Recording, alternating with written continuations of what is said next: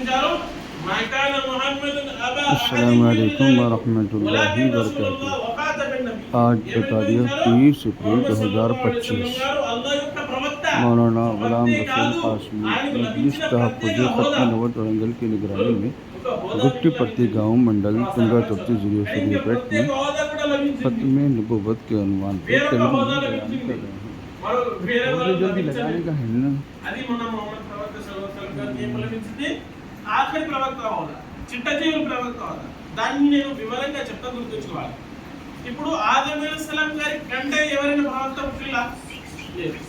మొట్టమొదటి అంటే ఏంటిది, ఆయన కంటే ముందు ఎవరైతే లేరో అప్పుడే ఆయన మొట్టమొదటి. అవును కాదు? ఇంటర్వ్యూనండి, ఆదమ్ అలైహిస్సలాం గారి కంటే ముందు ఏ ప్రవక్త లేడు, మనిషిగా లేడు, ఏ ప్రవక్త లేదు. ఆదమ్ అలైహిస్సలాం గారు మొట్టమొదటి, అంటే ఆయనకంటే ముందు లేదు, లేకుంటేనే ఆయన మొట్టమొదటి అనబడడానికి అర్థం. అలాగే చిట్టజీవుల ప్రవక్త హజరత్ ముహమ్మద్ సల్లల్లాహు అలైహి వసల్లం గారు, అంటే ఇప్పుడు ఆయన తర్వాత ఏ ప్రవక్త పుట్టాడు. ఎందుకంటే ఖురాన్ మజీదులో అల్లాహ్ తఆలా బోధించాడు, ఖాతమున్ నబియ్యీన్, నేను ముహమ్మద్ సల్లల్లాహు అలైహి వసల్లం గారిని ప్రవక్తల పరంపర అంతమొందించేందుకు పుట్టించాడు. ప్రవక్తల పరంపరని అంతమొందించేవారు ఎవరు?